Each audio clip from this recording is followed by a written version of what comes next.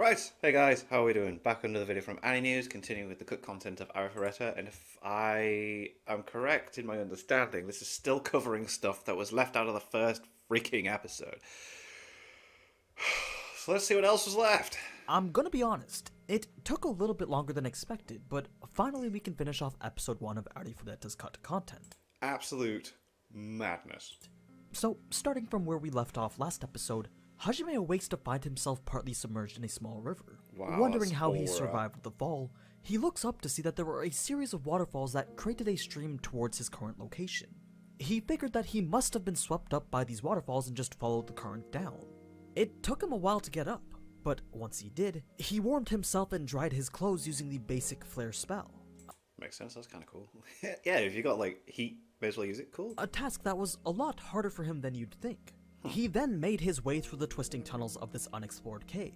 It was a whole lot different in comparison to the rectangular passageways of the upper floors, so he really had no idea what he was doing or where he was going.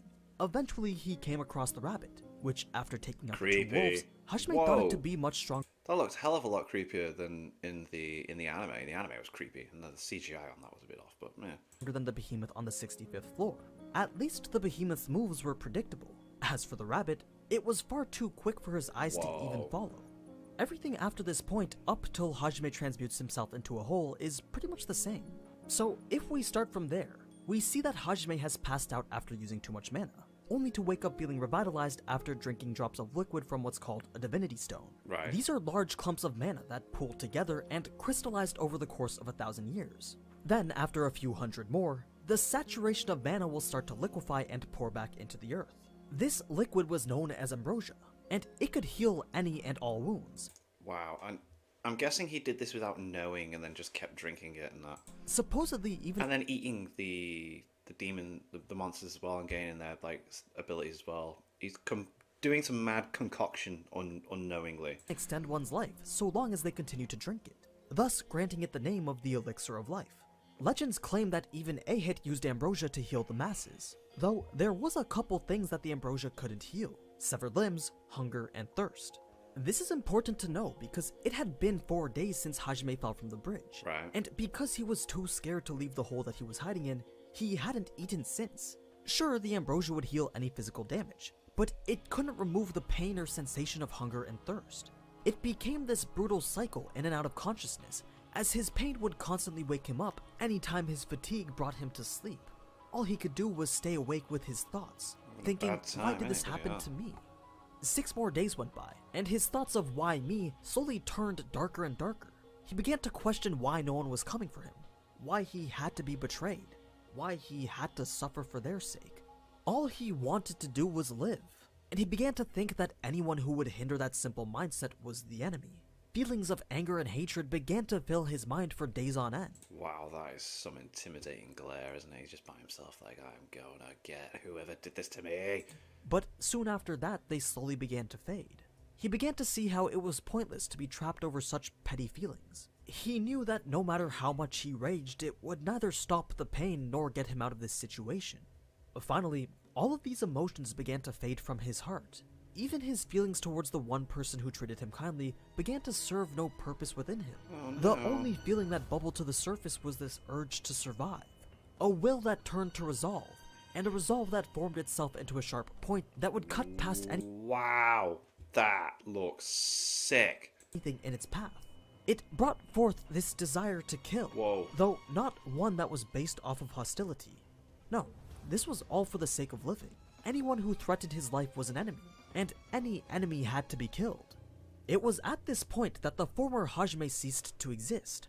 The one who would put himself in danger for the sake of others. The one who Kaori had come to adore. That person was gone. He's What gone was left now, was baby. a new Hajime that was willing to slaughter anything that stood in his path. Though He's a he knew monster he was too weak to simply challenge the monsters that inhabited this floor. I did like this, like how he was like doing everything he could to survive and then like using what he had to get against the monsters. I thought that was pretty cool. Like it did seem very desperate, but what I'm seeing, the manga in that makes it seem even more desperate than what we've seen. Like he's gone through a hell of a lot more than we as anime viewers know. What he needed now was to train. Given that he had an infinite supply of mana sitting right next to him, he trained his transmutation skills 24/7, working on speed, precision, and range, mastering everything there was to know about this basic ability that he was given. After days of training his abilities, they had actually vastly improved, and he was now able to transmute from a distance of over 3 meters away. Whoa. Unfortunately, simply creating pitfalls filled with spikes wouldn't be enough to kill these high-level monsters. You see, the stronger a monster, the tougher their hide. Swords or knives wouldn't be enough to pierce their skin. Hajime had to think outside the box, so he created a drill and used that as a way to penetrate the hides of the monsters he trapped. And the heavens. Oh, okay, no, just the monsters, okay. At long last, Hajime had food, and he feasted for hours on the flesh of the monsters he had slain. But just like we saw in the anime, by the end of it, it had caused nothing but pain. Yeah, The only thing that kept hurtful him for alive him, was the wasn't it? constant intake of ambrosia. This phenomenon that Hajime was currently going through was known as overcompensation. Right. Put simply, it's when the body needs to adjust itself because it can't compensate for the changes happening inside of it. Hajime was experiencing overcompensation because it's a known fact that monster meat is poisonous to humans. It's because the mana crystals within their blood allow the monster's organs to directly interface with magic, giving Okay. them their superior physical strength since mana literally flows through their veins. This mana can't be ingested by humans because it would destroy their cells from the inside out. But is it because of the intake of the amber? Wow, okay. The human body simply isn't capable of handling it. Numerous people had attempted in the past and all died. The only reason Hajime survived was because of the ambrosia he drank to constantly repair his dying Wow. cells. So what we saw was Hajime's body being constantly Just broken and repaired, transmuting, yeah. until finally his frail body was forced to transform into something stronger. His screams of pain To deal were with akin it, to the wow. cries of a newborn baby. And just like that, after those excruciating moments, At least we get a decent explanation as to why he gets this transformation here. Wow. Hajime was reborn, both physically and mentally. His hunger faded and the pain from his missing arms subsided. In fact, he felt no pain at all, just much lighter and overwhelmed by the newfound power flowing within him. When he looked at his body, he saw that he was much more built, and even a little bit taller, at least 10 centimeters taller. Oh, okay, that's cool. And then all his stats and everything, yeah. Wondering what happened to him, he focused on his arms to see these strange dark veins floating above the rest. Thinking about how gross they looked, he joked about how it was as if he turned himself into a monster. Then he remembered he could just check his status plate to see his stats. And when he pulled it up, he saw an exponential increase in pretty much everything, plus an additional 3 skills of mana manipulation, iron stomach, and lightning field. Iron stomach, of course. He's gone through so much. That makes so much sense. What's interesting to note though is that Hajime only went up to level 8, which comparatively speaking is rather low. You see, a person's level represented the proportion of total potential that they had reached, Okay. and since max level was 100, that meant that Hajime could get significantly more powerful, especially since his stats were already so high at only level 8.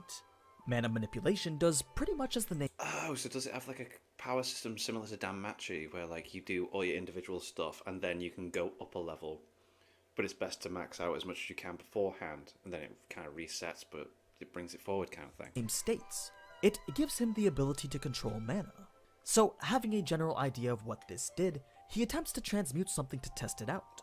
As he thought, he was able to manipulate the terrain without even the need for an incantation, a trait only possible to monsters up until now. Hajime had acquired the power that was unique only to monsters, and not just their mana manipulation either, their other skills as well. There was no instructions on how they worked though, so it took a bit of time to figure out how to use the ones like Lightning Field. Eventually he learned that he had to create a mental image of what he was trying to do in order to activate the skill. So, by imagining static electricity in his head, red lightning began to trail from his fingertips and wrap itself around his body. Although he couldn't fire it like a projectile, he could transfer it via direct contact. It was a pretty useful skill, so he practiced it until he could easily adjust the flow of current and the level of voltage that he could produce. Iron Stomach also did as the name suggests. It basically allowed him to eat monster food without going through the hellish pain he went through the first time. With That's this, sick. That's cool. That as well, because then if he finds monsters and he's like, "Oh, I want that ability," then he can just do it without the down side of it. Really, surely, yeah. he could finally enjoy a semi-decent meal, especially since now he can even cook the food with his lightning field abilities. Yeah, sick. Now, although he was certain that he had the power to take on the bear, he decided to play it safe and spend a few more days polishing his new skills. This resulted in the unlocking of a derivative skill to his transmutation, known as Ore Appraisal. Alright. A very high-level skill that was rare even among the most royal blacksmiths. Cool. So rare that it was by definition impossible to innately possess. Only after years of rigorous transmutation training could one obtain this skill. I am so intrigued because I've not watched the rest of the anime yet. I was like, let's see what I've missed. I'm really intrigued to see how people react to him coming back and having what he has, and that's going to be something. And the person who blasted him and not the monster. A bit of context to this is that appraisal magic was generally far more complex than offensive magic. It required suitably large magic circles to activate. Only academic facilities or large institutions were known to have had appraisal magic circles. Appraisal skills, on the other hand, gave the users the ability to appraise anything within their domain of analysis, all with a small magic circle and a simple incantation. Abracadabra. All they had to do was touch the target. Hajime knew the significance and rarity of this skill, so he used it to appraise every single ore that he could find. Green glowstone, blast rock, tarstone, each revealed their own unique properties. And the more ores he appraised, the more ideas that Hajime came up with for his weapons. For example, blast rock was a combustible ore. When exposed to fire, it'll burn like oil until it becomes nothing but cinders. With enough blast rock confined to a small space, lighting it will cause an explosion. And with enough quantity and pressure, you can create flames as strong as those created by fire magic. So this explains how he comes up with the bullets and stuff, alright. Hajime saw that this ore was very similar to gunpowder, and he immediately knew what he wanted to create. He spent days trying to craft the weapon that he envisioned, and after thousands of failed attempts, he was finally able to make himself a revolver. Cool. The gun itself was made of tarstone, a hard black rock that ranks 8 on the Mohs scale of hardness. The bullets were also made from this ore. Sick. With these, the general idea was to use the blast rock's combustion to propel the bullets. Then, with his lightning field skill, he would electrically accelerate his shots like a railgun, essentially making his bullets pack more punch than an anti-tank rifle. Wow. So, with this revolver's creation, Hajime, a simple synergist, had just brought modern weaponry into this fantasy world. Yeah, isn't that weird? Like, yeah, they don't have anything. Oh, yeah, they don't have anything like that, so how are they going to react to that? It was time to go hunting. Although the people that have been isekai'd with him will be very well aware and be like, that is something he's brought from where we were at. So they will understand it, but the people in the world won't. Now, and rabbits were next on the menu. After figuring out that eating the same monster twice didn't make him stronger, he tried to find as many different ones as he could. Once he had finished eating the rabbit, he checked his stats to see that they had improved significantly again, Nice. with even more skills and derivative skills showing Language up. comprehension. Air dance was Cool. one of them, so he decided to test that first. When he rushed forward, he moved so fast that everything became a blur. That was likely due to the supersonic step derivative The skill, rabbit has, so yeah. he tried making a mental image of how he thought it should be. When he leaped forward, he basically teleported face first into a wall. It would seem that controlling his acceleration was a lot harder than he thought, but with enough training, he knew he could become faster than even the rabbit. The next test was for aerodynamics. This allowed him to create footholds in mid-air. Cool. Not quite invisible platforms, but something similar. Now, Like doing a double jump in a game. Like, in fact, it reminds me of Devil May Cry 1, where you can only do one jump, and then the double jump creates just like the platform to just jump off of, not something to stay on. So, yeah. even with these supposedly OP new skills, As you're collecting the orbs and you're unlocking your abilities. Wow, I'm going back. he still wasn't 100% sure that he could easily defeat the bear. He wanted to leave nothing up to chance, leave no room for any enemy to be stronger than him, so he kept training, day after day until he was a master of every single one of his skills. After enough time, Hajime became capable of easily traversing the dungeon at lightning speeds, using his aerodynamics to guide himself around tight corners. With this mobility, he could have easily searched for an exit. I mean, if getting out was his main concern, then that would have been the best option. But Hajime was driven by revenge.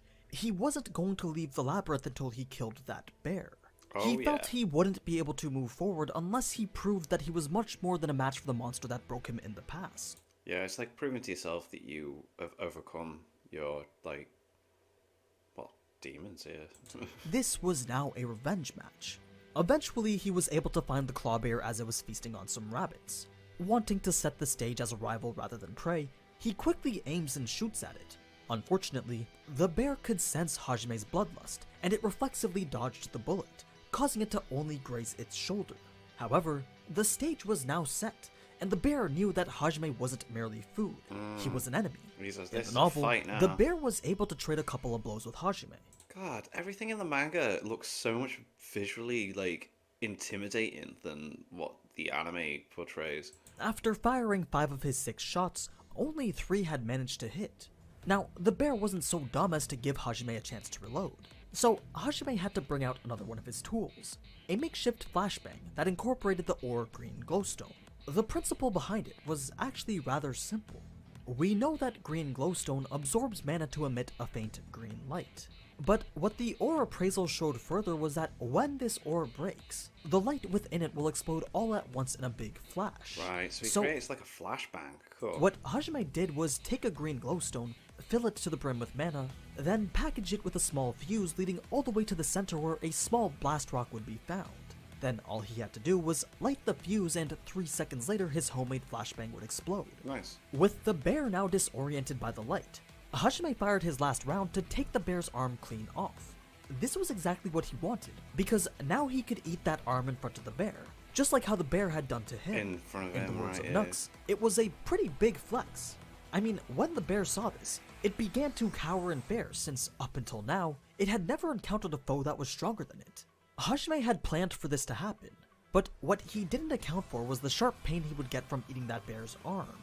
He thought that with his iron stomach ability, it would be just like eating the meat of the wolves or the rabbits.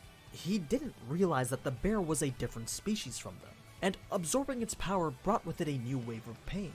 When the bear saw Hajime struggling, it knew it had an opportunity to charge, but as we saw, Hajime used his lightning field to immobilize it, then finished it off once and for all with his gun. Hajime was expecting there to be this rush of joy after defeating this foe that he hated so much, but in actuality, he didn't enjoy the fighting at all.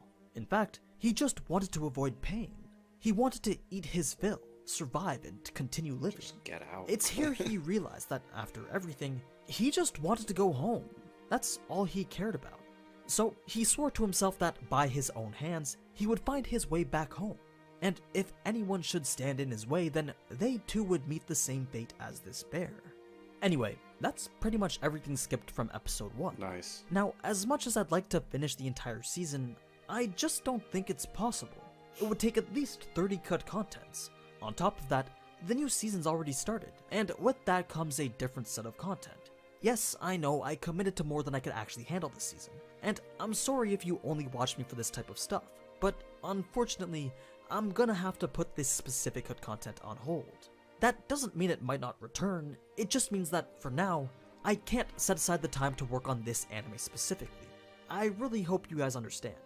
Anyway, as always, thank you so much for watching, and if you enjoyed this type of anime content, then you already know what to do.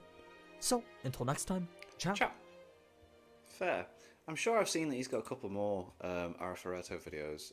Not 100% sure, but fair. I mean, in all honesty, I did watch the first episode just so I could check these content videos out, because I was a bit like, oh, okay, well, there seems to be a lot going on for just one episode, so very cool, very interesting. Be sure to check out my Etsy shop. T-shirts and hoodies are on sale. Click the link in the description, and thank you to my patrons. If you want to have your name at the end of every video upload, link in the description to the Patreon page. $1 a month is our support channel. It's greatly appreciated. Thank you guys for that. Thank you all for watching. What do you guys think of that? What do you guys think of this? Click like, subscribe, leave comments down below. Let me know if you watch some future videos. See you guys next time.